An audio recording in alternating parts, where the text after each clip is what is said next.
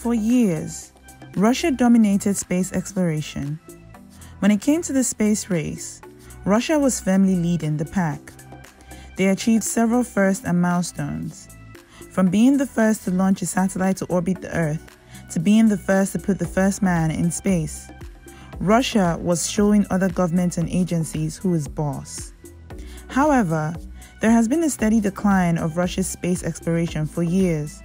And with all the success and strides that Elon Musk SpaceX has been making, it has become increasingly clear that Russia would have to do something huge to get back in the lead of the space race. Right now, Russia is planning a huge move to achieve just that. However, would this be enough to get them back in the lead? Let's talk about it, shall we? Welcome to Posh Future. In this video, we're going to do a deep dive into the Russia space program and the latest move that they are planning to get back at the top of the space race. Please hit the subscribe button and keep watching to find out all the details. In 1957, the Soviet Union won the first round of the space race when they launched their first satellite to orbit the Earth, Sputnik 1. But how exactly did they get there? Well, let's take it back to the very beginning. Now, in the early stages of aeronautics, it was clear that the concept of going to space required certain things. To begin with, a fuel source was needed that would be able to propel the rocket in the absence of an atmosphere. It also needed the ability to continue to accelerate for extended periods of time. Then, materials were needed that would be able to keep the humans and equipment safe for the entire duration during the flight, regardless of the temperatures and the pressures that would occur. Materials were also needed to protect against solar and cosmic radiation. Before actual experimental efforts were made, there were several theories. One of those theories was made by Russian schoolteacher Konstantin Tsiolkovsky, who proposed the idea of space exploration by suggesting that liquid propellants would help rockets achieve greater range. According to him, the thing limiting the speed and range of a rocket was the exhaust and velocity of escaping gases. Then, later on in the 20th century, Robert Goddard, a major pioneer in space exploration efforts, decided to put this theory into practice when he created and launched the first liquid propellant rockets. This was done by fueling the rockets with liquid oxygen and gasoline. Even though the rocket only flew for 2.5 seconds, reaching a height of 12.5 meters before landing in a cabbage patch 56 meters away, it launched modern rocketry and space exploration efforts into a new era. Another pioneer was Robert Ensor Peltier, who was a French airplane designer who eventually moved on to rockets and developed the concept of rocket maneuvering. Then came German physicist Hermann Oberth, whose writing inspired an interest in space and rockets all around the world. He also mentored a young Wernher von Braun, who eventually led a group of German physicists and scientists, including Oberth, to develop the V2 rocket, which was the most advanced rocket of its time. The V2 rocket was able to move by burning a mixture of liquid oxygen and alcohol at a rate of a ton every 7 seconds. Now, this rocket was developed with the intention of using it to fight against London in the Second World War. Though it was too late to achieve its purpose as the war was already ending, it was capable of causing a lot of destruction. It was at this point that the Soviet Union and the United States started to see the huge potential in space exploration. When the war was coming to an end, the United States and Russia captured German rockets and rocket parts, and thus the space race began. Now, we can't go any further in discussing Russia's space exploration efforts without mentioning one of the secret weapons that gave Russia an edge in the space race. This secret weapon was a man called Sergey Korolev. Korolev had a huge interest in space and even had dreams of traveling to Mars. In 1933, he had developed the Soviets' first liquid-fueled rocket and the first hybrid-fueled rocket. Unfortunately, a lot of his efforts were stalled when he was arrested during Stalin's Great Purge and imprisoned in a forced labor camp, also known as a gulag, in 1938. He wasn't released until 1944.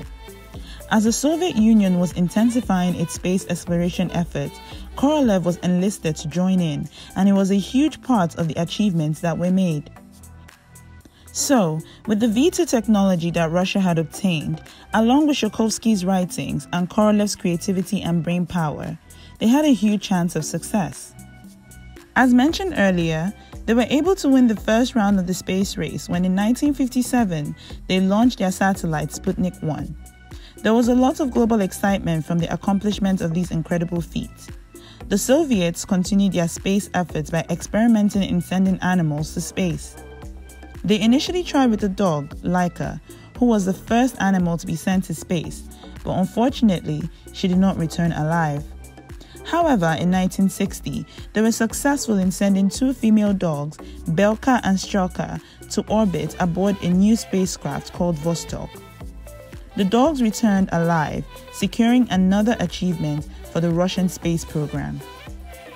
Then, in 1961, Russia achieved another significant milestone when cosmonaut Yuri Gagarin was the first man in space. So it is clear that Russia was clearly dominating this space. The United States was able to achieve incredible milestones by putting a man on the moon, but the Soviet Union was clearly in the lead. So, how did things start going downhill? Well, some say the death of Korolev was the beginning of its descent. Korolev was already designing the Soyuz aircraft that would take crews to the moon when he went in for what he believed to be a routine intestinal surgery in 1966. Unfortunately, he died 9 days later from colon cancer complications. Following his death, the space program showed major setbacks. Its first flight after Korolev's death in 1967, Soyuz 1, ended in disaster. There were a lot of technical difficulties, and it ended with the first in-flight fatality when cosmonaut Colonel Vladimir Komarov was killed. Soyuz 2, which was supposed to rendezvous with Soyuz 1, was cancelled due to thunderstorms. Gagarin was also killed in a test flight in 1968, and 1969 was filled with multiple N-1 rocket failures and explosions. Following the dissolution of the Soviet Union in 1991, Roscosmos, which is the agency in charge of Russia's space activities, was established in 1992. In 1998, the International Space Station program was established, with Russia being one of the countries to sign on. Even though Russia had dominated the space sector for years, it had suffered in recent years due to lack of financing, corruption, and lack of innovation. Now, with the rise and success of Elon Musk SpaceX, Russia has lost one of its long-held monopoly. For years, Roscosmos served as an international courier service for the International Space Station. They had contracted with NASA to be sending equipment and astronauts aboard its Soyuz rockets. But now, with SpaceX successfully sending astronauts to the International Space Station in May 2020, this monopoly that Russia held is gone. There is also a lot of money that Russia could potentially lose if SpaceX starts taking all the USA astronauts to the International Space Station. For a flight aboard Russia's Soyuz flights to the International Space Station, a seat costs $90 million, whereas SpaceX is offering a seat on their spacecraft for $60 million. The rise of SpaceX and other private companies in the space sector has been a huge wake-up call to Russia. This caused Russia in April 2021 to announce that it could be departing from the International Space Station in 2025. They also plan to build their own space station with the aim of launching it in 2030 if President Vladimir Putin motions them to do so. If this is going to happen, it definitely will be a huge move and signifies a new chapter in Russian space exploration efforts. However, we won't know until it happens, but till then, we continue to watch. That's all we have for you today. What do you think about Russia's plan to build its own space station? Let us know your thoughts in the comment section below. Did you enjoy the video? If you did, please give the big thumbs up and turn on your post notification bell so you know when we come out with new videos. Don't forget to subscribe to our channel if you'd like to see more of our content. Till next time, bye.